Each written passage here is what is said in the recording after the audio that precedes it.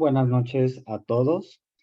Bienvenidos a nuestra sesión general. El día de hoy es un tema muy interesante que abarca un área que por lo regular y durante nuestra formación no se toca mucho este tema. Entonces seguramente pues será de mucha ayuda para todos.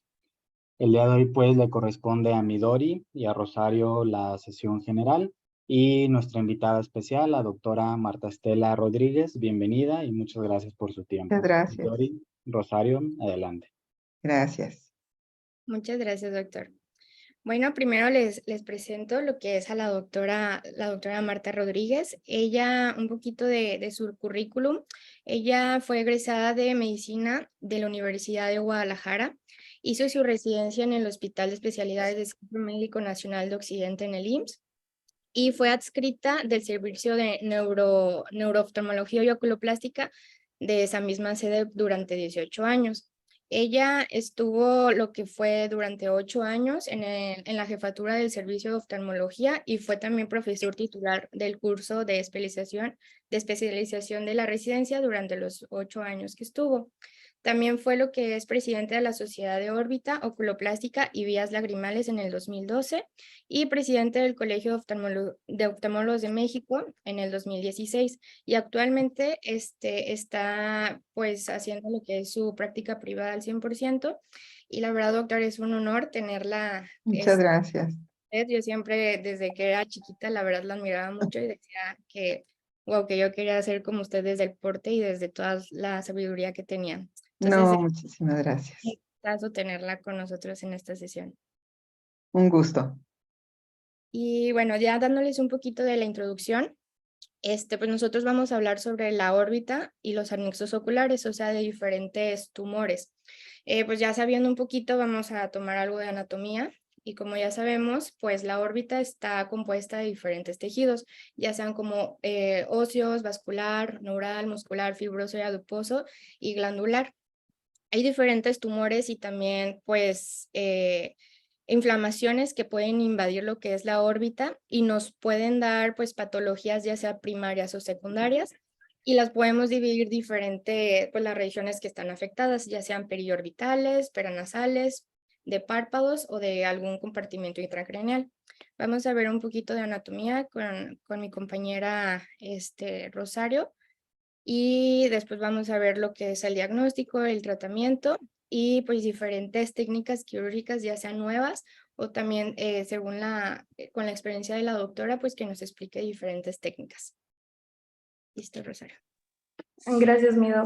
Bueno, buenas noches, compañeros. Vamos a empezar un poquito con la anatomía. Considero que es muy básico hablar de anatomía porque en base a qué tanto conocimiento tengamos sobre las estructuras, vamos a ver en mejor medida cómo poder entrar a algún tipo de procedimiento quirúrgico sin lacerar o lastimar alguna estructura importante.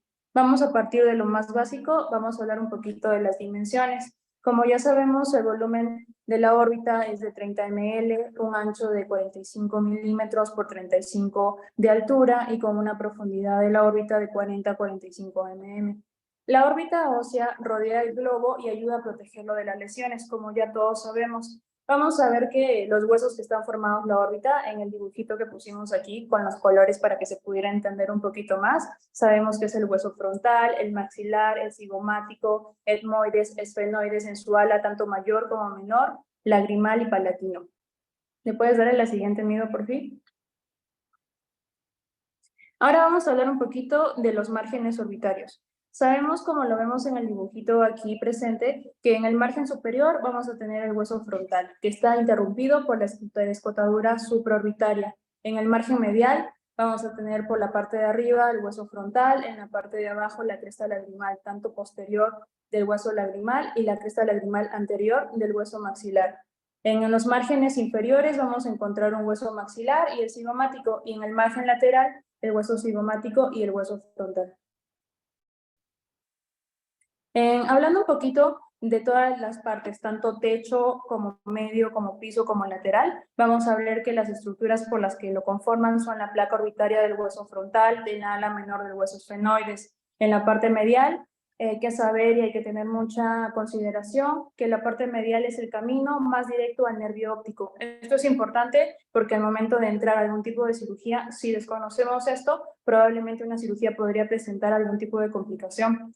Vamos a ver que en la parte medial tenemos tanto maxilar, lagrimal, el etmoides, y sobre todo en el etmoides hay una estructura importante, que es la estructura más delgada, que es la lámina papirácea. Es el sitio más común de fractura y el ala menor del esfenoides. Por la parte del piso vamos a tener la parte maxilar, la parte palatina y la parte cigomática. Y en la parte lateral, que es la más gruesa y fuerte de todas las 4 paredes, vamos a encontrar el hueso cigomático y la ala mayor del esfenoides. Vamos a hablar ahora un poquito brevemente de los agujeros supraorbitarios. Entre el agujero supraorbitario sabemos de que está en el tercio medial del margen superior de la órbita. Este es importante porque va a transmitir vasos sanguíneos y el nervio supraorbitario. Recordemos que es una extensión del nervio frontal de la rama de la división oftálmica del B1 del par craneal 5. Por otro lado, vamos a ver el agujero etmoidal anterior. Es en la sutura frontohemorroidal, como lo vemos en la imagen. Intentamos hacerlo un poquito más gráfica. Si se logra ver, pues vamos a ver algunos detalles de cómo tal. Y sabemos que en la sutura frontohemorroidal es la que transmite tanto vasos etmoidales como al mismo nervio óptico. Ahora, en el agujero cigomático, temporal y facial, vamos a ver que la porción de la pared orbitaria lateral está por el hueso cigomático, que es el mismo que va a transmitir vasos y ramas del nervio cigomático como tal. Y por último, en el canal infraorbitario, pues vamos a ver que va a continuar desde el surco infraorbitario, va a salir 4 milímetros por debajo del margen inferior de la órbita y va a transmitir el nervio infraorbitario, la rama B2, que es de la división maxilar. Vamos a hablar ahora un poquito de fisuras. Vamos a hablar de 2 fisuras, de la orbitaria superior y de la inferior. La orbitaria superior vamos a ver que está situada entre el ala mayor y menor del hueso esfenoides, lateral al agujero óptico. Tiene aproximadamente 22 milímetros de largo y va a transmitir estructuras importantes, el nervio lagrimal, el frontal, el troclear, y la vena oftálmica superior. En la imagen que podemos ver aquí, pues es una tomografía axial computarizada de las órbitas. Vamos a ver de que si no conocemos brevemente las estructuras como tal, podríamos generar algún tipo de afectación. Por ejemplo, en esta tomografía vamos a ver con abreviaciones SOF la fisura orbitaria superior, que va a pasar tanto por encima como por debajo del plano del canal óptico, el que es OC. Y comúnmente se confunde este OC o el canal óptico porque se encuentra en el mismo plano que las apófisis clinoides anteriores, con su abreviatura ACLIN, y puede cortarse en una cirugía oblicuamente. Entonces, al momento de que no siempre se va a medir la longitud total del canal, y recordemos que si no tenemos la longitud canal de total, en alguna forma podríamos afectarlo. ¿Le das la siguiente, por fin? Ahora vamos a hablar de la otra fisura. Así como hablamos de la fisura orbitaria superior, vamos a ir con la inferior. Se encuentra justo debajo de la fisura superior, está entre la pared lateral y el suelo de la órbita. Va a proporcionar acceso a las fosas palatinas e inferotemporal. ¿Qué va a transmitir? Va a transmitir la rama infraorbitaria cigomática del B2. Y por otro lado, la vena oftálmica inferior, que es la que conecta, recordemos, el plexo pterigoideo antes de desembocar en el seno cavernoso. Aquí vamos a ver una imagen de una tomografía computarizada coronal de las órbitas y de los senos paranasales, que se van a mostrar tanto los senos maxilares como los etmoidales. Podemos ver en esta tomografía el ES, que es el seno etmoidal, FE, las fobia etmoidalis, IT, el cornete inferior, MS, el seno maxilar, MT, el cornete medio, NS, tabique nasal, y el OS o ostium del seno maxilar. Esto es un dato clínico, pero es importante saberlo. Cuando se planifica una cirugía, por poner un ejemplo, lagrimal, es importante identificar la fobia etmoidal, la que la vemos acá en la tomografía, para así evitar una fuga involuntaria del líquido cefalorraquídeo, lo que podría deberse a una lesión intracraneal por extensión de la misma laceración de la placa quiribosa. Es por eso que las estructuras Al menos nosotros como oftalmólogos debemos de tener una idea clara de dónde están ubicadas y qué es lo que podemos y no podemos tocar. Ahora vamos a hablar un poco, compañeros, de las principales patologías orbitarias. Vamos a hacer una clasificación histológica. Esta clasificación la tomamos de un artículo de investigación de la patología orbitaria del doctor Víctor Manuel Villar Calvo. Él hizo en este artículo, nos comenta un poquito una clasificación de criterios clínicos y patológicos para poder clasificar la patología orbitaria no traumática, en este caso. Vamos a hablar que hay 5 acápites importantes. El primero es la patología infecciosa. Recordemos que infecciosa pueden ser celulitis orbitaria y preseptal. En la inflamatoria vamos a ver los pseudotumores, las inflamaciones específicas y no específicas, la patología vascular, el hemangioma capilar y cavernoso, así como malformaciones venosas. En la patología quística vamos a ver los quistes dermoides, los epidermoides, mucocele, enfalocele. Y por último, en las patologías tumorales vamos a ver osteomas, displasias óseos, sarcomas, tumores de la glándula lagrimal, tumores del nervio óptico, metástasis y linfomas. Antes de entrar a la patología como tal, quisimos hacer un pequeño cuadrito de algunas características precisas que nos van a ayudar a diferenciar 3 de las patologías que vamos a analizar y sobre todo que son las de mayor incidencia.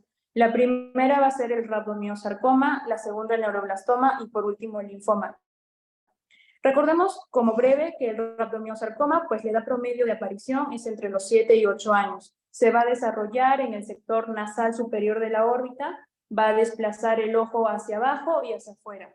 Va a producir una proptosis de evolución muy rápida, va a presentar signos inflamatorios, edema en uno o en ambos párpados y puede causar una erosión ósea e invadir la fosa craneana media o anterior y los senos paranasales. Y por último, pues el rhabdomiosarcoma es una metástasis, sobre todo a cerebro, pulmón y nódulos linfáticos. Por otro lado, en contraste, vamos a encontrar el neuroblastoma. El neuroblastoma, si bien es cierto, es una tumoración maligna de tejido neuroblástico embrionario, vamos a ver que el 50% de los casos se van a originar en las glándulas suprarrenales. Va a haber proptosis, tanto unilateral o bilateral, y va a estar asociado generalmente a una equimosis palpebral en un 25%. Puede o no haber un edema periorbitario y una tosis. Y sobre todo un signo característico que a nosotros como oftalmólogos de repente muchas veces se nos puede escapar es los niveles de las catecolaminas. Recordemos que las catecolaminas son aminoácidos que están producidos por las glándulas suprarrenales. Son un tipo de hormonas que van a incluir la adrenalina, la noradrenalina, la dopamina, que se van a sintetizar a partir de la tirosina. Muchas veces en un estudio lo que vamos a ver elevado son las catecolaminas y ese va a ser un factor determinante para un criterio de diferenciación entre si estamos hablando de un neuroblastoma o de alguna otra tumoración presente. Por último, el tratamiento del tumor orbitario es a partir de la quimioterapia y radioterapia. Muchas veces está asociado, si bien es cierto, a la cirugía de resección en una tumoración primaria. Por último, vamos a hablar del linfoma. El linfoma se va a presentar con mayor frecuencia entre la 6ª o 7ª década de la vida. Va a involucrar el cuadrante superolateral en el ojo y en la glándula lagrimal. Puede ser primario o secundario a otro tumor, a diferencia de los otros. Vamos a presentar signos como la leucocoria en un porcentaje de 72%, va a presentar estrabismo en un porcentaje de un 22% en algunos casos, y menos frecuente se puede presentar glaucoma e inflamación periauricular. Muy bien, ahora para entrar un poquito más en el tema, vamos a hacer algunas anotaciones breves sobre el neuroblastoma orbitario. La edad promedio en el momento del diagnóstico general, por estadística, es a partir de los 2 años. Es la edad en donde generalmente los pacientes lo van a empezar a desarrollar o ya lo han desarrollado. Entendamos por neuroblastoma un tumor cancerígeno, extracraneal, sólido de amplio espectro. Es el más frecuente en metástasis orbitarias de la infancia y presenta el 15% del total de las muertes por procesos oncológicos de la infancia. Estamos hablando de un 15%. Realmente, si se nos pasara un tipo de estos diagnósticos, tendría consecuencias fatales. Recordemos de que va a atacar directamente 3 puntos específicos: a los neuroblastos, a las fibras nerviosas y a los ganglios adrenales, que es lo que justo estábamos hablando en un momento, la relación de estos con las catecolaminas.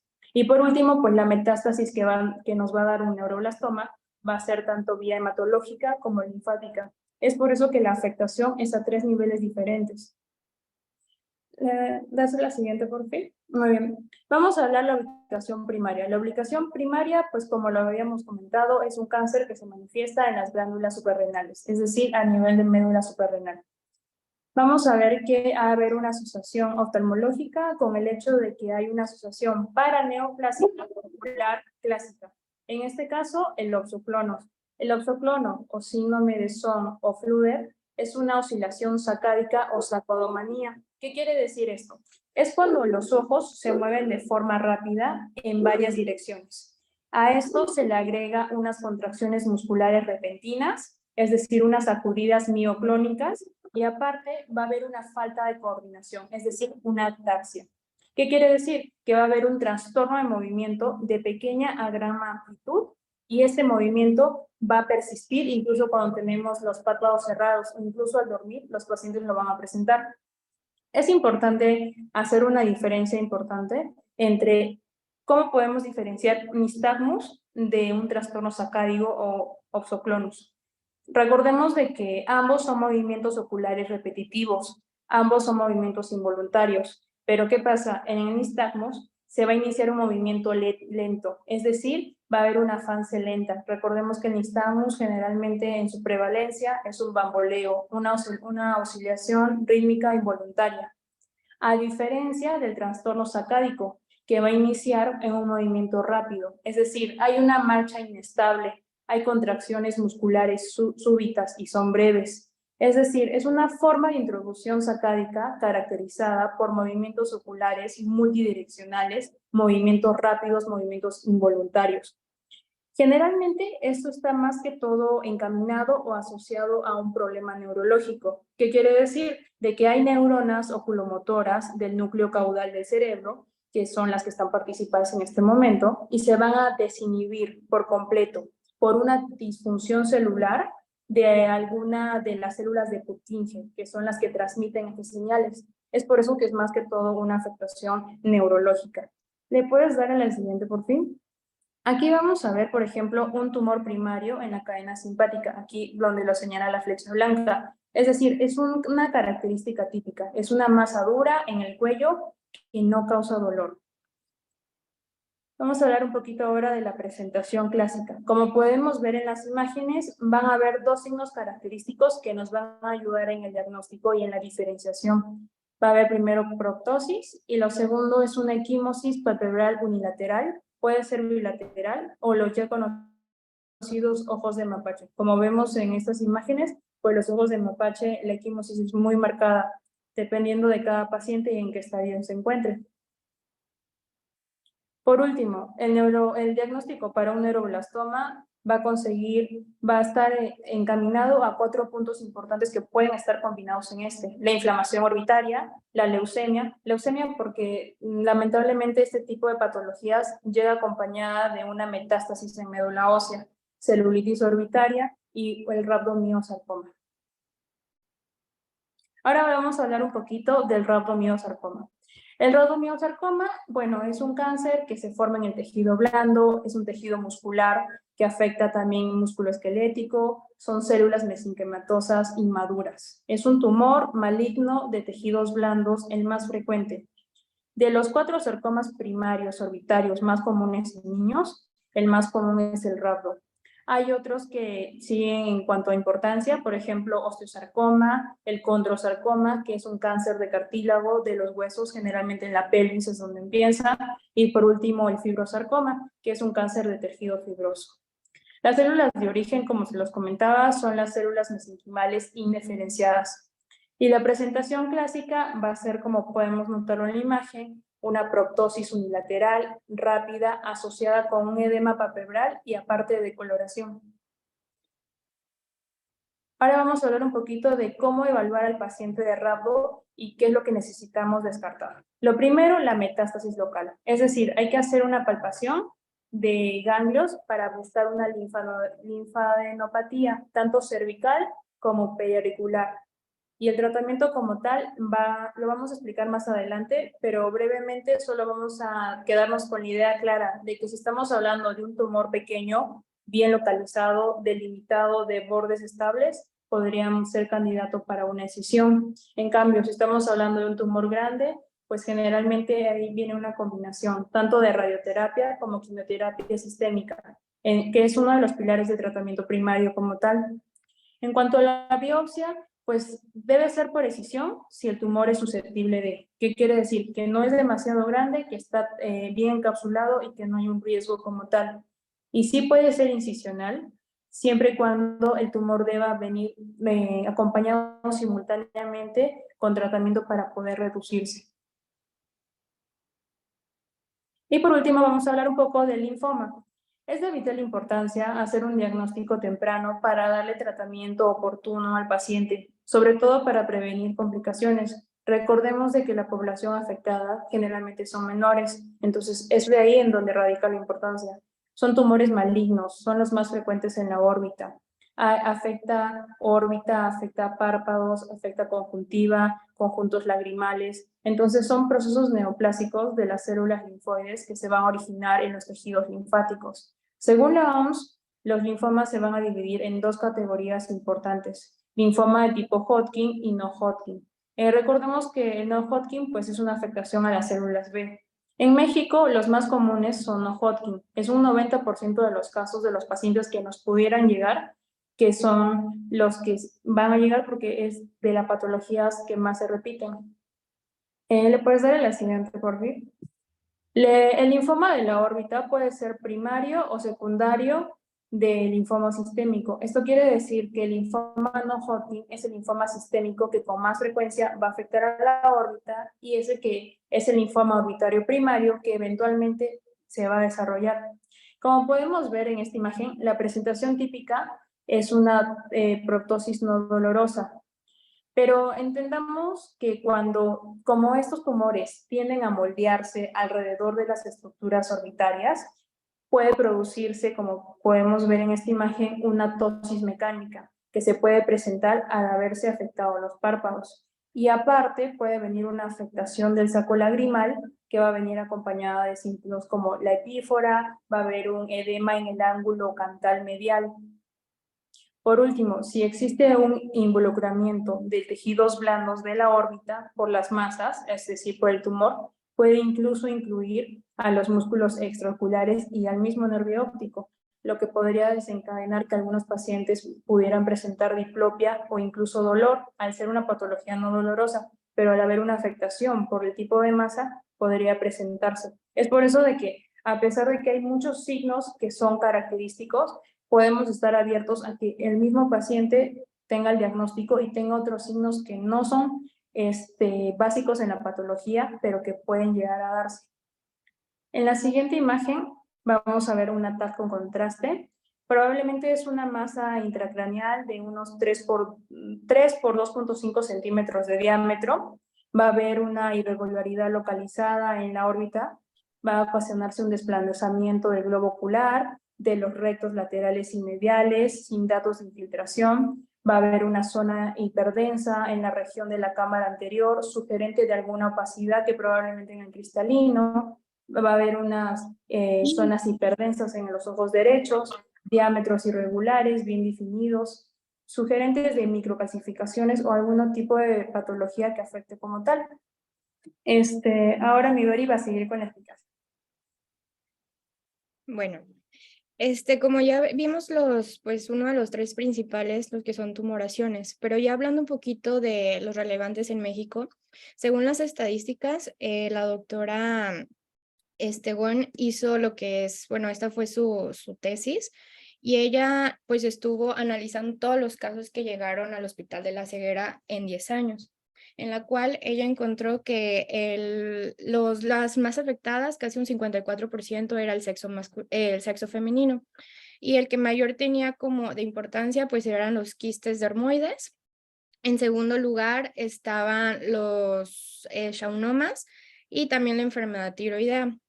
Igual se habla está muy relacionado a la literatura pues universal también.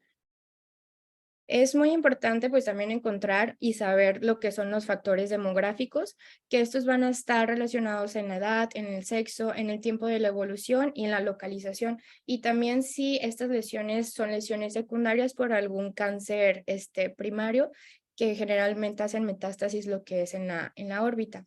Estos factores o estos diferentes pues síntomas o signos nos pueden ayudar a hacer lo que es un adecuado diagnóstico de ya hablando un poquito de la evaluación clínica, pues es muy importante pues hacer lo que es una historia clínica completa, o sea, hacer todos los antecedentes, ya sean familiares, personales del paciente, también pues el tiempo pues de evolución, si alguna vez tuvo algún traumatismo previo, si tuvo alguna cirugía ocular o alguna enfermedad sistémica. Es muy importante también, existen diferentes pues, técnicas de imagen, que estas técnicas nos van a ayudar a hacer un adecuado diagnóstico, o sea, ya como a confirmarlo. Y los principales que tenemos, pues es la angiografía computarizada, la angioTAC, la resonancia magnética y la angioresonancia. Con estos, aparte de estos estudios de gabinete que tenemos, algo pues esencial es, como les decía, lo que es hacer una exploración oftalmológica completa, desde ver cómo está la agudeza visual, revisar bien lo que es el segmento anterior y el segmento posterior, y pues vamos a hacer énfasis en la inspección externa periorbitaria y podemos darnos pues una orientación realmente cuál es la tumoración o qué tipo de tumoración vamos a tener en los pacientes según el desplazamiento ocular. Por ejemplo, vamos a tener desplazamiento que van a ser hacia abajo, hacia arriba, lateral y medial. Y así nos vamos a dar cuenta como qué tipo de tumoración tenemos. Por ejemplo, hablando de desplazamientos de globo ocular hacia abajo, el más común va a ser lo que es el linfoma y el mucocele frontal. Los que están en desplazamiento hacia abajo, vamos a tener lo que son tumores de saco lagrimal, los más frecuentes, y también tumores del seno maxilar. En el desplazamiento lateral podemos encontrar los más comunes, como ya nos comentó mi compañera Rosario, lo que son los rhabdiosarcomas y también los mucoceles etmoidales. En desplazamiento medial vamos a tener lo que son los tumores de la fosa lagrimal y también los meningiomas de la ala del esfenoides. Ya hablando, según la frecuencia de las lesiones orbitarias por grupo, tenemos que las más frecuentes a nivel mundial van a ser las orbitopatías tiroideas con el 50%, las lesiones inflamatorias con un 11% y las lesiones linfoproliferativas con un 5%, que son como las más comunes y las que nosotros vamos a estar abordando durante esta presentación. En más frecuente, según las edades, pues vamos a tener lo que son en la infancia y la adolescencia. Casi pues el que más vamos a ver en la niñez o el que es como el que más porcentaje va a ser el hemangioma capilar. Y aquí pues sí hay que valorar desde un inicio si es quirúrgico o mejor es empezar con una quimio o con una radio para disminuir lo que son los tamaños y ahora sí empezar con algún procedimiento quirúrgico. Siempre pues vamos a estar valorando al paciente individualmente porque no todos los casos van a ser iguales. Entonces pues tenemos que tener pues estudiado bien a nuestro paciente para tomar la mejor decisión para ellos. Y hablando sobre la distribución temporal, pues unos van a aparecer en horas, como son los traumatismos o algunas hemorragias e infecciones. En días, pues son procesos ya como inflamatorios e infecciosos. Semanas, podemos tener ya las inflamatorias también, pero ya empiezan los procesos neoplásicos. Igual, cuando ya son a meses o años, que es cuando más van a llegar nuestros pacientes, pues ya seguramente van a ser algunas neoplasias o algún linfoma que tiene el paciente. Como les decía, también es importante ver pues si las tumoraciones son primarias o realmente si cursan como con un origen de metástasis. Casi el más común que hace metástasis a la órbita va a ser el cáncer de mama, que casi tiene un 53%, y después vamos a tener lo que son los sarcomas. Ya como les decía, pues existen diversos estudios diagnósticos complementarios que estos nos van a ayudar a hacer el diagnóstico, o sea, ya confirmarlos, pero no es necesariamente que esto nos va a reemplazar a que nosotros hagamos un adecuado interrogatorio o examen físico. Todo paciente que nos llegue, pues ya sea a nuestra consulta, tenemos que hacer pues nuestra historia clínica completa y realmente también revisar detalladamente a cada uno de nuestros pacientes. Los estudios que tenemos, como ya les decía, vamos a tener lo que son la foto clínica, que esta foto clínica nos va a ayudar a que nosotros monitoricemos la evolución de nuestro paciente. Nuestra tomografía computarizada, que es el estudio como de gold estándar, es el que más se usa y el que más está a nuestro alcance. Y claro, pues están los otros estudios que son un poquito más, más modernos y también a veces más precisos, como la angiotac, la resonancia magnética, la angioresonancia, y pues ya en la radiografía en caso de no tener la tomografía. Pero idealmente, o sea, nosotros con una adecuada exploración y una tomografía computarizada podemos llegar al diagnóstico de cada paciente. Las fotos clínicas, pues idealmente se tienen que hacer en el consultorio.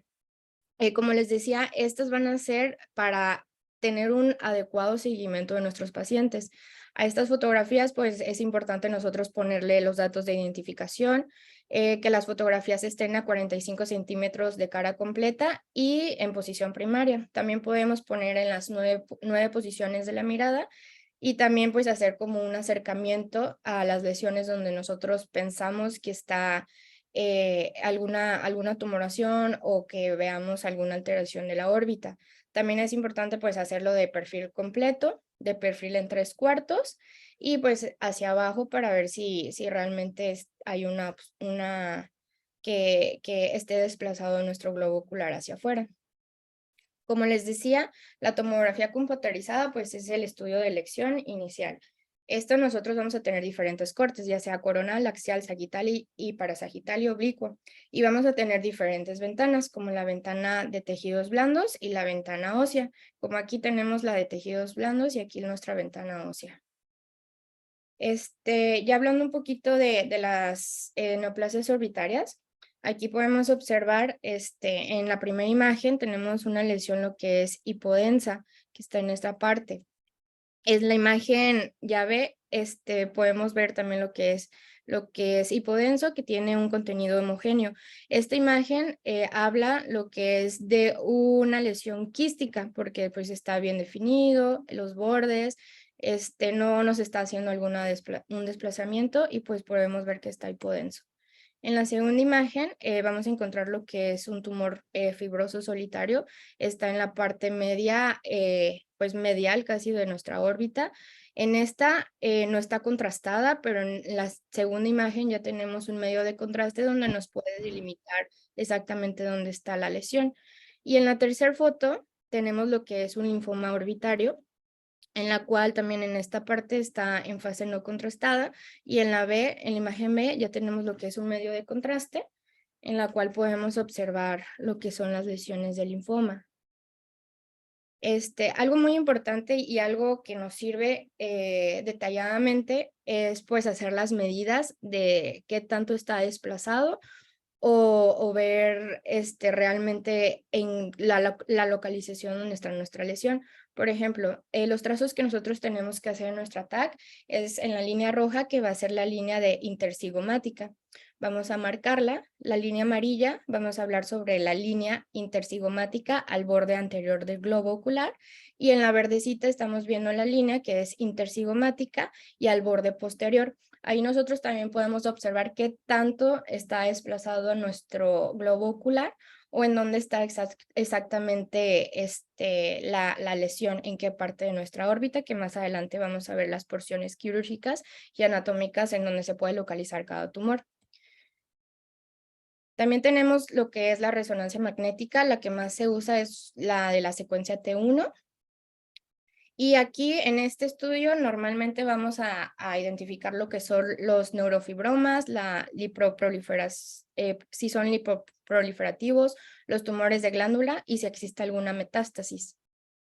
También podemos tomar lo que son las radiografías simples, que generalmente es cuando, no sé, algún médico antes de un oftalmólogo los manda, puede que nos los esté mandando con alguna radiografía que también nos pueda ser útil para observar dónde está realmente la lesión.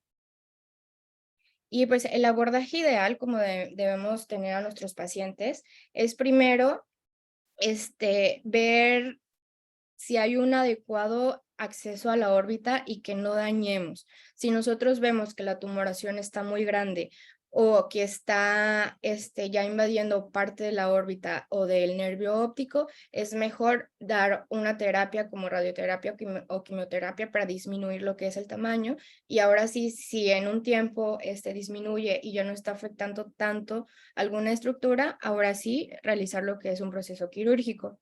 También pues hacer una exposición adecuada a la lesión. Si nosotros vemos que es muy difícil entrar lo que es a la tumoración, pues también no se recomienda hacer algo quirúrgico, sino más bien algo médico. Igual, si no vamos a dañar la anatomía normal, en lugar de dejar la tumoración, vamos a dañarlo más, también es recomendable pues no tocar lo que es este ojito.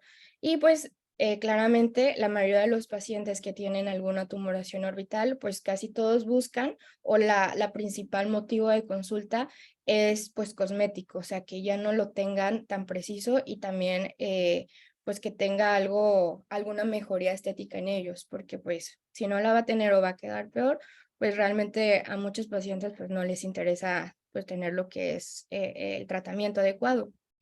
Como les decía, nuestros 3 pilares del tratamiento, si está muy pequeño y es fácil entrar, vamos a entrar por un tratamiento quirúrgico. Si no, ya nos podemos ir a lo que es una quimioterapia o una radioterapia. La radioterapia es muy efectiva y es cuando queremos controlar el tumor pues ya local. Normalmente lo que es la radiación la vamos a encontrar entre 30 y 36 grays, que es como la potencia que nosotros se va a hacer durante la radiación, y en la que más se usa son en los pacientes que tienen linfoma. Se hace lo que es la radiación, se puede operar, pero posteriormente también van a tener lo que son sesiones de radioterapia para disminuir las recidivas de estos tumoraciones. También tenemos lo que es la quimioterapia, que se van a emplear en etapas 2, 3 y 4. Y posteriormente también si tiene un buen seguimiento, un buen resultado, se puede quedar pues con su quimioterapia, o también se puede hacer la resección y arreglar pues para que el paciente esté estéticamente pues mejor. Y donde ahorita nos vamos a estar enfocando más pues son los procesos quirúrgicos. Actualmente ya se están usando, o sea, hay poco tiempo, casi a partir del 2016, que se están usando diferentes técnicas. Se están usando técnicas de cirugía mínimamente invasiva, o sea, que se estudia realmente en qué parte de la órbita está la tumoración y se entra intraconjuntival la tumoración para quitarlas. Es muy importante nosotros clasificar en dónde está la tumoración, si están intraconales o extraconales, y así podemos ver realmente qué proceso quirúrgico vamos a hacer. Si los convencionales en donde se entraban por afuera de la órbita, en la cual también eran un proceso pues más difíciles, o también pues calarle con las cirugías mínimamente invasivas. Algo también muy importante, como les decía, es identificar en dónde está la lesión, si está anterior, si es profunda y si tiene relación al nervio óptico. Tenemos que ver si está intraconal o extraconal y qué tipo de biopsia vamos a hacer, si es apto para hacer una excisión o una incisión. Y aquí les voy a hablar un poquito de los espacios quirúrgicos y de los espacios que vamos a tener en la órbita y cómo lo vamos a dividir. Para repasar un poquito los conceptos, pues nosotros podemos dividir lo que es la órbita en 4 cuadrantes. Vamos a ver lo que es la anterior, la medial, la posterior, que la medial también está aquí, y la lateral. ¿Ok? Y vamos a hablar sobre los procesos pues quirúrgicos o los espacios quirúrgicos, que en amarillo nosotros podemos ver los que son intraconales y en la coloración naranja vamos a ver los que son extraconales. Las lesiones generalmente que están por adelante, vamos a usar lo que son técnicas de orbitotomía anterior. En las lesiones que están mediales o profundas, vamos a usar lo que es una orbitotomía también anterior y podemos entrar pues en medial, o sea, entrar como intracarencular a la lesión. Y las lesiones que tenemos pues laterales podemos entrar pues por una orbitotomía lateral y ya los que están, que no vamos a meternos tanto, que están ya un poquito más profundas o que están laterales al nervio óptico, se van a usar mediante una orbitotomía transcraneal, que eso también ya va acompañado de otros subespecialistas, ya sea neurocirujanos o también especialistas en maxilofacial. Y hablando de los espacios quirúrgicos de mínima invasión, cuando nosotros queremos acceder a la órbita anterior superior, podemos acceder mediante el surco medial. O también podemos acceder a través de la piel en una incisión transcutánea o transconjuntival. Para lesiones ya laterales o un poquito más profundas, podemos hacer lo que es una cantotomía mediante cantólisis, o también podemos hacer una incisión donde podemos agrandar que esto se llama una incisión supratemporal extendida, y así vamos a tener una mejor visión. Normalmente, los tumores que están en la órbita anterior podemos entrar por estos espacios y también los que están laterales, en esta parte. Y en los espacios que ya están en parte media o están un poquito más posteriores, podemos usar una orbitotomía transconjuntival, que esta es la técnica que les comento que últimamente se está usando. En México muy pocas personas lo están haciendo, pero por ejemplo en el APEC son como los que un poquito más llevan estas cirugías. Y también son llamadas pues lesiones perilímbicas o intraconjuntivales, y como les decía, vamos a usarlas en órbita anterior, mediales y también cuando están un poco ya más posteriores, que no lleguen tanto al espacio intraconal o que estén dentro como el nervio óptico. Así es como se empieza lo que es el abordaje, que es el intraconal, o también extraconal vamos a hacerlo, podemos entrar lo que es por la carúncula y entrar lo que es al nervio, intraconal, pues entra intraconjuntival o transconjuntival. Como les decía, pues existe poca información o reportes de esta técnica, es de mínima invasión. Normalmente, esta técnica fue descrita en el 2017, que fue descrita en Japón. Este artículo pues fue uno de los primeros que explicaron cómo es esta técnica transjuntival. Y pues ellos obtuvieron pues buenos resultados. Fueron 7 pacientes en la cuales hacían lo que es esta cirugía, y casi pues el tamaño de los tumores iba de 22 a casi 35, y pues la mayoría pues eran hemangiomas cavernosos. La edad pues normalmente pues eran pacientes pues sí adultos, no tanto en los niños, y pues todos tuvieron muy buen pronóstico, ninguno afectó lo que es a su agudeza visual. Y ellos ya en la conclusión o en la discusión decían que pues realmente los hemangiomas cavernosos eran como la mejor forma o el que tenía mejor pronóstico con esta técnica. Aquí pues les muestro cómo están las imágenes de gabinete, en la cual donde está la tumoración, cómo se entró. Aquí tenemos pues la lesión y ya posquirúrgicamente pues realmente anatómicamente quedó muy bien lo que es el paciente. Este es un pues caso clínico que se realizó lo que es en el APEC. La doctora Fabiola pues nos hizo el favor también de pasárnoslo, que es uno de los casos en los que pues para ella resultó muy adecuado realizar lo que es esta cirugía. Pues es mediante un hemangioma cavernoso, en la cual pues aquí está lo que es la fotografía de cómo estaba antes y cómo estaba en la TAC. De hecho, si ustedes pueden observar, pues casi está abarcando las 3 partes de la órbita y pues tiene un desplazamiento hacia adelante muy evidente el paciente. y ellos hicieron lo que es la técnica de mínima invasión, que les funcionó muy bien. Aquí nos mandó el video la doctora y se les voy a ir explicando de cómo se hace la técnica. Aquí nosotros pues se hace lo que es la peritotomía, casi se va de 12 a 6, en la cual corta, hace una exposición al músculo lateral, en la cual ella lo agarra y pues lo ancla con Vicryl y la otra parte la pone con seda y hace ya la exposición y saca lo que es la tumoración. Normalmente ella comentaba que lo hacen con una pincita como de palo de golf, en la cual ya se hace la disección y va haciendo la exposición de lo que es del hemangioma cavernoso, y también se hace lo que es una cauterización, una crío, perdón, con una sonda, para pues hacer una disección adecuada de la tumoración.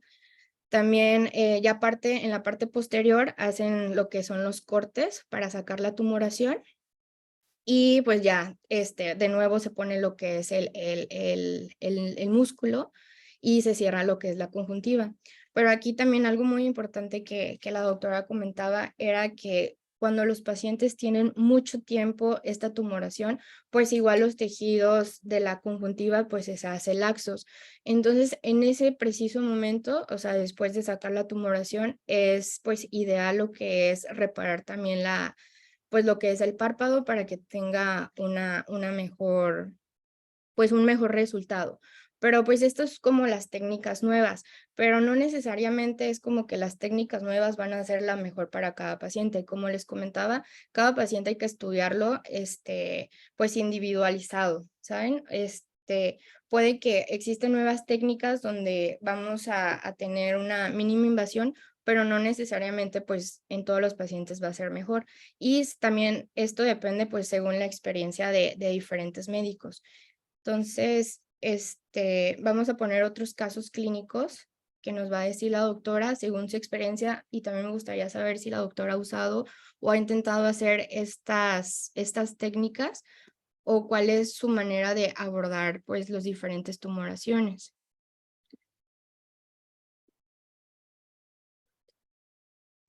Vamos a, por último, concluir nuestra presentación con solo 2 puntos importantes, que es con lo que nos debemos de quedar en la cabeza. Lo primero, hay que tomar en cuenta que conocer la anatomía de la órbita nos va a permitir ver qué estructuras son las que debemos de respetar al momento de hacer una cirugía, ya sea, como nos comenta Midori, de mínima invasión o total.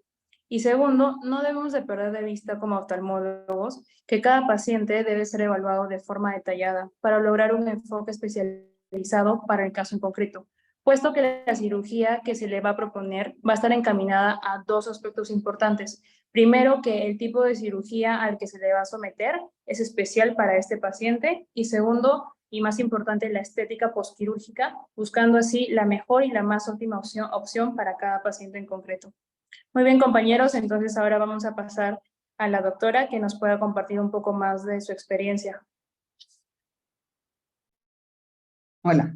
Sí, perdón. Compartimos pantalla, ¿verdad? Sí, déjeme. ¿Midori? Ok. Listo, creo que ya la puede compartir usted, doctora. Gracias.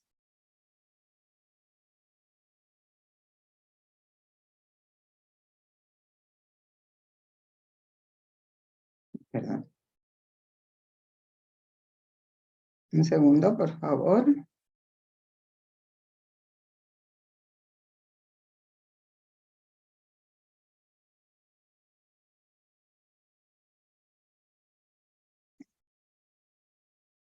Muy bien.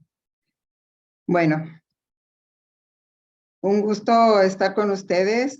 Me gustó mucho en los conceptos que ustedes expusieron anteriormente. Hay algunas cosas nada más que me gustaría precisar. Ciertamente, la cirugía orbitaria ha evolucionado muchísimo de cuando yo era residente, pues eran abordajes muy invasivos porque no teníamos también toda la técnica y todas las facilidades en cuanto a los estudios de los que ahora podemos echar mano. Pero no se nos debe de olvidar, creo yo, que como en todo en medicina, en la cirugía orbitaria, en la cirugía oftalmológica, tenemos que tomar en cuenta siempre, siempre que nuestra prioridad es conservar la vida. En este caso, en los tumores que nosotros pensamos o tenemos la fuerte sospecha de que son lesiones malignas. Después iría la función y por último iría la estética. Claro que lo ideal es que logremos todo, pero sí nosotros necesitamos plantear al paciente siempre cuál es la situación. Tristemente tenemos algunas patologías, como por ejemplo las mucormicosis orbitarias, en las que todavía a veces hemos tenido que hacer una exenteración, es decir, un vaciamiento orbitario. Hay algunas patologías también, algunos carcinomas muy agresivos, en los que es necesario quitar, pues, no solamente la lesión, sino el globo ocular, y en algunos casos extendernos hacia las zonas adyacentes como los senos paranasales. Entonces, dicho eso, vamos a comentar algunos casos clínicos que fue lo que me solicitaron y me dirán ustedes cuánto tiempo disponemos para extenderme un poquito más o nos vamos un poco más rápido. Bueno, entonces tenemos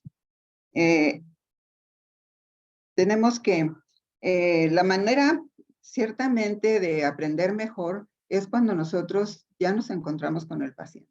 Nos llega un paciente, por ejemplo, con las características de esta persona, en el que se trata de una pacientita de 42 años que estamos viendo cómo tiene datos de inflamación importantes. Esta pacientita con 4 semanas de evolución, con la proptosis, edema, de hecho, pues tenía una oftalmoplegia y una baja visual muy importante. En ella se sospechó, después de los estudios clínicos apropiados, una inflamación orbitaria idiopática o síndrome inflamatorio orbitario, o como se conocía antes y algunas veces sigue conociendo como un pseudotumor inflamatorio orbitario. La respuesta a los esteroides, después de 6 semanas, en este caso, esteroides sistémicos, lo estamos viendo, fue excelente, que es una de las características de las causas de la respuesta de los pseudotumores o de las inflamaciones orbitarias. Y quiero hacer aquí un paréntesis porque dentro de lo que comentaron y que presentó Midori de estadísticas, vemos que más de la mitad de la patología orbitaria se trata de inflamación orbitaria, en lo que va pues celulitis, bueno, básicamente enfermedad de Graves o orbitopatía distiroidea, celulitis orbitaria o los pseudotumores inflamatorios. Por eso me estoy enfocando mucho también en la cuestión de la inflamación, es decir, no todos los pacientes que llegan con estos cuadros clínicos van a ser tumores. La mayor parte de las veces va a ser una inflamación. Y aquí tenemos este otro caso de este paciente que llegó ya hace varios ayeres al centro médico con un cuadro también de inflamación. Es un paciente de 44 años con dolor, proptosis, oftalmoplegia, amaurosis derecha y como ven un cuadro de quemosis conjuntival muy, muy severo, muy importante. Lo que teníamos nosotros entonces allá es, perdón, voy a mover esto un poco, la tomografía era de lo que podíamos echar mano y estamos viendo cómo hay una zona, pues está toda la órbita prácticamente ocupada por una masa que desplaza el globo anterior, como están viendo, con una proptosis muy, muy acentuada. Este paciente se diagnosticó también como pseudotumor inflamatorio o inflamación inespecífica difusa. Él tuvo una respuesta a esteroides con mejoría bastante de la inflamación, pero tristemente, como ya habían pasado varias semanas en el que el paciente estaba maurótico, pues la visión ya no se recuperó. Tenemos este otro caso. En este caso es una paciente femenina, joven, como estamos viendo, con una tosis moderada y con una limitación importante a la supraducción. Me van a disculpar las fotografías, pero son fotografías de hace tiempo. Como ya insistieron anteriormente, lo ideal es que tengamos las fotografías en diferentes posiciones y con la mejor resolución posible para que nosotros podamos tener una evidencia pre- y posoperatoria, tanto para ver la mejoría, como también muchas veces para que el paciente se dé cuenta de cuál era su situación previa, en el caso de que pudiera quedar alguna secuela de tipo estético o incluso funcional. En este caso, la paciente, en la tomografía, estamos observando esta masa que corresponde al complejo del elevador y recto superior y esta otra al recto medial. Los músculos están, como ven, muchas veces aumentados de su tamaño normal y ella también fue catalogada como un pseudotumor inflamatorio, pero con su variedad de miositis. Vamos a hablar un poquito luego de las localizaciones. En este otro caso tenemos también un paciente de 56 años, masculino, en el que él tenía dolor, parestesias en la hemicara izquierda, una tosis leve y diplopia cuando él miraba hacia su derecha. Esta es la fotografía un poquito desenfocada, pero se alcanza a percibir cómo el globo ocular izquierdo pues no llega o llega difícilmente a la línea media. Hacia arriba y el resto de los movimientos no tenía mucha alteración. Sin embargo, a la hora de estudiarlo, vemos en esta tomografía cómo prácticamente las órbitas se encuentran libres, quizá los nervios ópticos un poco rectificados es la toma básicamente, pero lo que llama aquí mucho la atención es cómo hay una imagen en el vértice de la órbita que se extiende hacia la zona del seno cavernoso. Aquí estamos viendo en esta resonancia, aquí ya había resonancia, cómo el seno cavernoso en el lado izquierdo está aumentado en comparación con el lado derecho. Incluso pues no se alcanza a ver en su totalidad el sifón carotídeo, que es de las estructuras que normalmente podemos visualizar en esa posición. En el corte coronal, igualmente, comparando el lado derecho con el lado izquierdo, vemos cómo el lado izquierdo está aumentado de volumen. Aquí vemos las imágenes de la carótida. Y este paciente, el diagnóstico correspondió a un síndrome de Tolosa y Hunt, que es la afectación de la hendedura esfenoidal superior y del seno del seno cavernoso. Este paciente tuvo también una muy buena respuesta a esteroides. Tenemos este otro caso de este señor de 72 años que se presentó con una tosis izquierda, no total, moderada, con limitación a la supraducción y una masa palpable dolorosa en el área de la fosa lagrimal, de la glándula lagrimal del lado izquierdo. Esa masa, como decía, era dolorosa, pero inicialmente pensando en que pudiera ser un pseudotumor inflamatorio o una dacryoadenitis, se le dio tratamiento con esteroides con una respuesta parcial. Como no hubo la respuesta adecuada, y estamos viendo aquí en la imagen esta masa ocupativa que está en la fosa lagrimal desplazando al globo ocular hacia abajo, y se decidió hacer una biopsia, en este caso excisional, porque como bien mencionaron, la tumoración tenía, o la masa tenía unos límites bien definidos, entonces siempre es deseable tratar de sacar la mayor parte o toda la lesión, si es posible. Aquí estamos viendo el tamaño de la lesión y el resultado posoperatorio. Y hablando de la estética, el paciente decía, bueno, ¿me va a quedar mi párpado así flojito? No, señor, le podemos hacer una blefaroplastía, y así fue como se manejó posteriormente este paciente. Pero bueno, aquí en este caso, el reporte fue también de una inflamación orbitaria inespecífica reportada como dacryoadenitis. Tenemos este otro caso de una paciente de 72 años con 10 años de evolución de diabetes mellitus y descontrol metabólico. Andaba alrededor de 300 miligramos. Generalmente lo primero que pensamos es decir, bueno, pues va a ser una neuropatía diabética, es decir, un tercer par o una oftalmoplegia por la diabetes. Pero ella tenía dolor, irritación ocular, el párpado estaba tóxico prácticamente en forma total y tenía proptosis. No se podía ver el ojo en ninguna posición y le habían dado tratamiento con antiinflamatorios no esteroideos sin respuesta.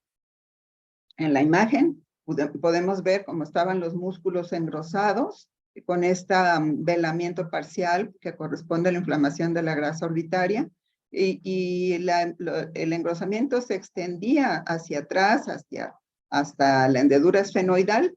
Lo estamos viendo aquí en un corte coronal también, cómo está como velada la grasa orbitaria y cómo los músculos prácticamente todos estaban engrosados. Ella, a pesar de su diabetes y poniéndonos de acuerdo con el endocrinólogo, le dimos tratamiento con esteroides con una muy buena respuesta. El diagnóstico aquí sigue siendo inflamación orbitaria inespecífica. Tenemos esta otra paciente más joven, 54 años, con 10 meses de evolución, con dolor, proptosis y baja visual izquierda. Ella se presentó con 10 meses de evolución, ya dijimos, y con solamente movimiento de manos en cuanto a la agudeza visual de su ojo izquierdo. El nervio, bueno, tenía una respuesta pupilar aferente, alterada, y palidez de la papila, es decir, una pupila de Marcus-Gunn. Y había tenido ya tratamiento con esteroides con muy pobre respuesta. Ella se manejó con una biopsia incisional después de ver estos estudios en el que estamos viendo una masa ocupativa en el cuadrante temporal superior, pero ya bastante atrás. Aquí en el corte axial podemos darnos cuenta que la órbita anterior estaba libre y como de la mitad hacia atrás está toda esta zona aumentada de densidad y cómo esto se extendía hacia la hendedura esfenoidal y un poco hacia la fosa craneal media. Entonces se decidió hacer una biopsia incisional en el que la respuesta fue un pseudotumor inflamatorio. Sin embargo, haciendo estudios adicionales como los anticuerpos, los ANCA y la PCR positivos con una velocidad de sedimentación de 40, se pensó en una granulomatosis de Wegener, aunque la paciente no tenía otros datos que lo sugirieran. El diagnóstico se confirmó posteriormente por el hematólogo. Ella se manejó apropiadamente por hematología con una buena recuperación funcional y visual. Muy rápidamente, nada más quiero comentar, la inflamación orbitaria inespecífica es la causa más común de una masa orbitaria dolorosa. Es la tercera causa más común de patología orbitaria en general, después de la orbitopatía de tiroidea o distiroidea y de los linfomas. Puede ocurrir a cualquier edad y no tiene predilección de sexo. Puede ser localizada o difusa. La difusa, como las imágenes que ya veíamos, puede involucrar la grasa y todas las estructuras orbitarias, a veces sin permitir que se diferencien en los estudios de imagen. En las diferentes series se han reportado que la dacriodenitis, en las causas que pueden ser localizadas, ocupa hasta el 54% y la miositis el 50%. Más raras son las escleritis o esclerotenonitis, la uveitis o el síndrome de Tolosa-Hunt, como el caso que ya vimos, que puede afectar la hendedura esfenoidal superior y el seno cavernoso. Las manifestaciones clínicas más frecuentes, aquí están señaladas, es el dolor y el edema periorbitario. En menor grado, pues se ven otras causas, la proptosis, que pues es una marca de muchas de la patología orbitaria, la alimentación de los movimientos oculares, puede haber dilatación de los vasos conjuntivales, quemosis conjuntival, baja visual, ptosis palpebral Y cuando los músculos están involucrados o están alterados mecánicamente, también puede haber diplopia. La fisiopatología está muy discutida. No se sabe exactamente si esto puede ser como una secuela de una infección. Se ha estudiado mucho ahorita con las infecciones virales. La pandemia nos ha dejado ahí también mucho aprendizaje en el sentido de que el COVID pues nos dejó alteraciones, se incrementaron mucho alteraciones orbitarias que no se veían antes. Entonces se piensa que es un mecanismo de autoinmunidad o de inmunidad celular, que puede, autoinmunidad porque con frecuencia se asocian a enfermedad de Crohn, a lupus eritematoso sistémico, artritis reumatoide, miastenia y orbitopatía de Graves. La inmunidad celular estamos viendo que hay citoquinas elevadas, las interleucinas 2, 8, 10 y 12, el gamma interferón y el factor de necrosis tumoral alfa. Todo esto pues hace que la respuesta a corticoides y a otros inmunosupresores muchas veces es una muy buena respuesta en la mayoría de los casos. En la imagen no me voy a detener mucho porque pues ya lo mencionaron, pero generalmente puede ser, como en este caso, una miositis únicamente afectando al músculo recto externo. Puede ser alguna combinación, aquí está afectado el músculo recto externo y se extiende un poco hacia la zona de la glándula lagrimal, o puede haber una perineuritis, es decir, el nervio óptico se va a ver desdibujado, no se va a ver el contorno claro y aumentado de volumen en la zona adyacente.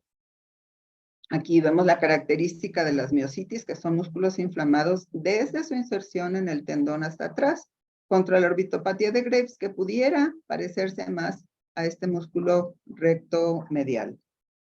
La escleritis posterior nos va a dar esta imagen en la que vemos como la pared posterior del ojo pues está aumentada en su densidad. Esto viene siendo parte del complejo del recto superior y del elevador. No es necesariamente que esté afectado los músculos. En este lado está sano. Si lo vemos en el ultrasonido, podemos ver que puede haber un desprendimiento coroideo comparado con el ojo sano acá abajo. Los exámenes de laboratorio, pues ninguno de estos es específico para hacer el diagnóstico, pero sí nos pueden ayudar a descartar otras patologías. Y debe ser pues de lo básico, la biometría química general de orina, la velocidad de sedimentación, la PCR, los anticuerpos anticitoplasma de neutrófilos o ANCA, que nos descartan enfermedad de Wegener, los anticuerpos antinucleares para otro tipo de enfermedades autoinmunes, la enzima convertidora de angiotensina en el caso de que sospechemos una sarcoidosis, que es más bien rara, y la reagina plasmática rápida para los casos de sífilis. Desde luego, el perfil tiroideo si estamos pensando en una orbitopatía distiroidea. El diagnóstico diferencial, pues hay que hacerlo prácticamente con una gran mayoría de las patologías orbitarias, empezando con la orbitopatía de Graves. No me voy a entretener mucho en hablar de los signos diagnósticos, pero pues ya sabemos que se presenta con mucha frecuencia con retracción palpebral y otros signos palpebrales. Puede presentarse con oftalmoplegia también y también con signos inflamatorios, lo que la hace a veces difícil, si no hay una retracción palpebral importante, diferenciar de un pseudotumor o de una inflamación inespecífica. La celulitis orbitaria, la sarcoidosis, la granulomatosis de Wegener, que son más raras, las enfermedades linfoproliferativas, entre ellas el linfoma, y las tumoraciones benignas, malignas o metastásicas. También importante considerar las fístulas carótido-cavernosas que nos pueden dar unos cuadros muy parecidos. El manejo, pues debe tener como enfoque detener la inflamación, detener la cascada inflamatoria y limitar el daño a las estructuras orbitarias. Y se ha descrito que puede ser desde observación cuando es una cosa muy leve o dar antiinflamatorios no esteroideos. Mi impresión es que rara vez responden a esto. Y sí, la corticoterapia, en el caso de que los corticoides no sean suficientes, ahora podemos echar mano de otros inmunosupresores o inmunomoduladores, como la ciclosporina, el tacrolimus, la satioprina, la ciclofosfamida, el metrotexato. Y cuando aún con esto no tenemos respuesta, pues están ahora las nuevas generaciones de anticuerpos monoclonales, el infliximab, rituximab y una nueva serie que han salido, que ya lo mencionamos, perdón, no en esta sesión. Hay unos estudios muy, unos reportes específicos para el resultado con estos anticuerpos monoclonales en patología orbitaria. La cirugía, ya dijeron, puede ser una biopsia incisional o en el caso de que la masa esté bien localizada y que se pueda resecar, pues idealmente resecarla toda. ¿Cuándo debemos hacer la biopsia? Por supuesto, cuando no tuvimos resultado con los estudios anteriores o cuando estamos sospechando que puede haber malignidad. La radioterapia, cuando tenemos mala respuesta a esteroides, pero con frecuencia hay recaídas y hay efectos secundarios que son indeseables. Los corticoides con prednisona oral, dosis de 1 a 1,5 kilo por día por 1 a 2 semanas, y dosis luego bajarla poco a poco a dosis decrecientes en 8 semanas, vigilando, por supuesto, la respuesta. En los casos en que hay neuropatía óptica, es decir, en que tenemos sospecha de que está infiltrado, el nervio óptico está afectado, a veces no infiltrado, pero sí mecánicamente comprimido, pues entonces es necesario utilizar vía sistémica metilprednisolona 1 gramo por día en 3 dosis y luego seguir con prednisona oral. La radioterapia se han dado 20 Grays en dosis fraccionadas, por supuesto, teniendo antes la biopsia. Los inmunosupresores y los anticuerpos monoclonales, generalmente nos apoyamos con reumatología para darle seguimiento a los posibles efectos secundarios que tienen estos medicamentos. Concluyendo, en esta patología, la inflamación es un diagnóstico de exclusión. Los casos típicos responden generalmente a dosis apropiadas de esteroides. En los casos atípicos, se debe considerar una biopsia o manejo con inmunosupresores, anticuerpos monoclonales o radioterapia. El diagnóstico clínico debe apoyarse en estudios de imagen y la biopsia o resección están indicadas en localizaciones accesibles previa radioterapia. Aquí tenemos, ya hablando de tumores, traigo unos 2 casos nada más, pues para no extendernos mucho más, salirnos del tiempo. En este caso es una paciente femenina de 32 años. Ella dice que desde un año antes notó que su ojo derecho estaba un poquito más adelante, pero pues ella pensó que era alguna asimetría no patológica. Cuando la revisamos, medimos que el ojo derecho en la exoftalmometría tenía 17 milímetros y el izquierdo 15. Ella estaba prácticamente asintomática con agudeza visual de 20/20 y sin diplopia. En la imagen aquí en la mirada hacia abajo podemos notar pues la proptosis que se nota desde la fotografía frontal. En los estudios de imagen, en los estudios de imagen, y esto ya se atoró. Ahí está. En los estudios de imagen se observó una masa ocupativa que estaba extraconal en el cuadrante temporal inferior, que afortunadamente es de las zonas donde hay menos estructuras nerviosas o vasculares importantes que podamos dañar en el abordaje. Aquí estamos viendo esta imagen axial de un T1 y quiero también aquí hacer un paréntesis. Generalmente en la resonancia el tiempo 1 o el T1 nos da imágenes anatómicas muy claras y el T2 generalmente nos hace resaltar la patología, hablando en términos generales. Y aquí estamos viendo cómo ya se empezaba a ver esta masa ocupativa, cuadrante temporal inferior. Aquí la vemos más claramente y aquí también. Entonces, se decidió hacer una orbitotomía anterior con un abordaje subciliar porque no teníamos la certeza de que la masa pudiera ser accesible por vía transconjuntival, que sí es una vía que se está utilizando cada vez más, y tener más espacio para extendernos en caso necesario. Obtuvimos esta masa que medía 22 por 1.8 milímetros, encapsulada, que salió completa, y el reporte fue un angioleiomioma, que es una tumoración vascular benigna, en la que hay proliferación, de tejido en los vasos sanguíneos, y puede llegar a formar estas masas. Inicialmente nosotros pensamos que iba a ser un hemangioma cavernoso, que sigue siendo de la patología vascular la más frecuente en adultos. En niños, pues yo no tengo la experiencia. En los casos, en las imágenes que ustedes presentaron del doctor Villar, seguramente la patología más frecuente pues cambia por la edad pediátrica.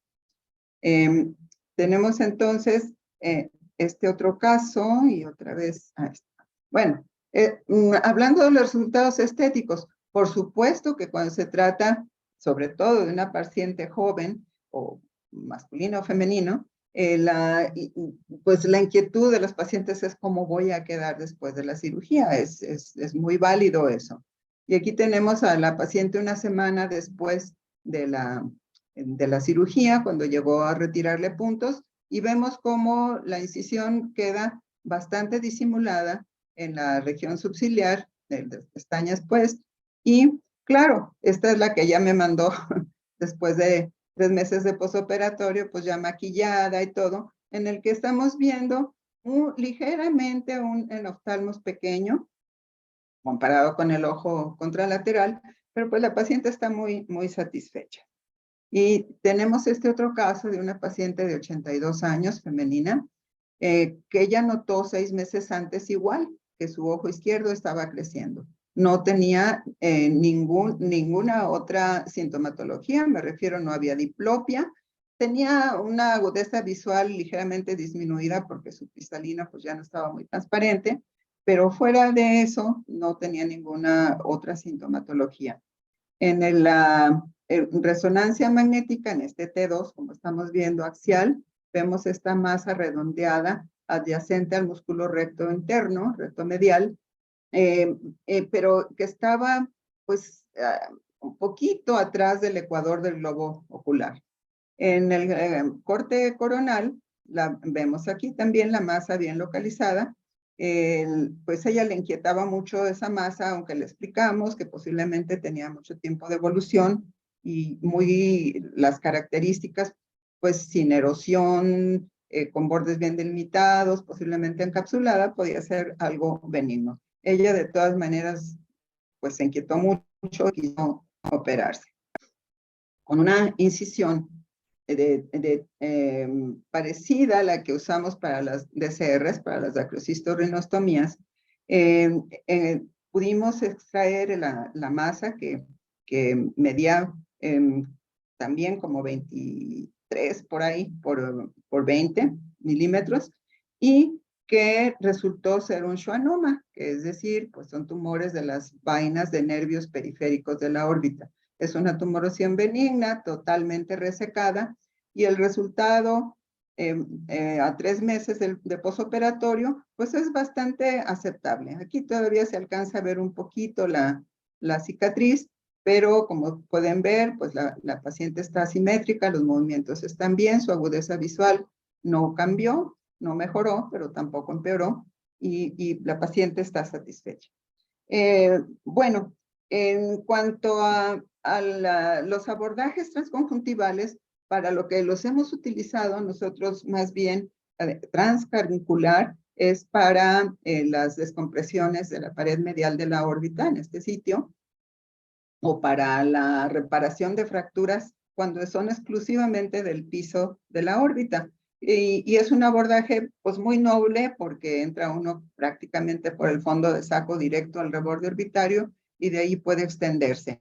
Esa es la ventaja principal. En los casos de fracturas muy extensas o que afectan otras paredes, si la pared medial, por ejemplo, está comprometida, podemos extendernos también con un abordaje transcaruncular, pero ya si es otro tipo de fracturas cigomáticas o de techo, pues ya los abordajes ahí es preferible hacerlos a través de la piel, que una buena incisión nos va a dejar una cicatriz bastante aceptable desde el punto de vista cosmético y funcional, como estamos viendo aquí.